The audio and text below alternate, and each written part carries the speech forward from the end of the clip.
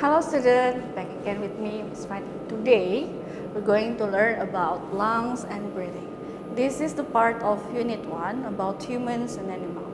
This is the subtopic 1.4. So in this subtopic, you were expected to be able to retell about how the steps to breathe and also recognize the organ, that's involved in this process.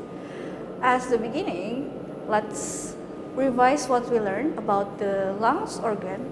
Do you remember that the lungs is located inside our chest? We have one pair of lungs, the left and the right, and it's also protected by the rib cage. So, the lungs here, the lungs cannot work alone. Maybe in some experiment, you can see the lungs is exchanged by the balloon, but actually the lungs, it doesn't shape like that. So it's like spongy and stretchy.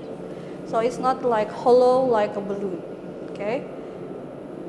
And the lungs will work together with the nose and also the mouth when you are breathing. There's also windpipe.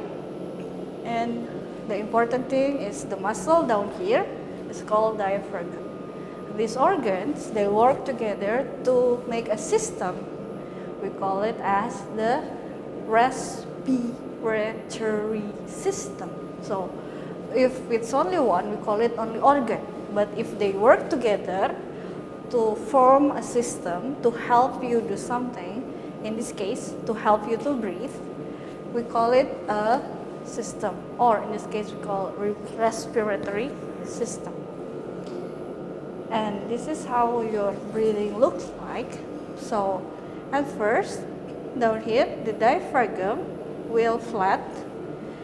It makes the cavity, the volume inside your chest is decreased and the air goes in.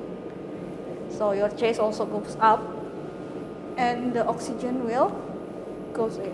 So this is what it's look like. Oxygen goes in while your chest getting bigger, and the diaphragm here is getting flat. Let's continue. So when the air enters our body through the nose and the mouth, it will take in the oxygen for our body. It's traveled to the windpipe here, and then the air goes down to the lungs. At the end of the lungs, it will exchange but with the carbon dioxide, and the oxygen will bring by the blood through our body. The oxygen will be travels through the blood, and in the same time, the carbon dioxide will exchange. In this picture, the carbon dioxide, it will squish up from the lungs, and it's follow the same route through the windpipe and then to your nose or to the mouth. It's important to remove the carbon dioxide from our body because it is poisonous for our body. So we cannot keep carbon dioxide too much inside our body. So the system is allow us to get rid of the carbon dioxide. Carbon dioxide is a waste product that needs to go out of our body. And the system will take in the oxygen as exchange, so our body can live and work well. Okay? Hope you enjoy this lesson. Thank you for your attention. See you again next time. Bye!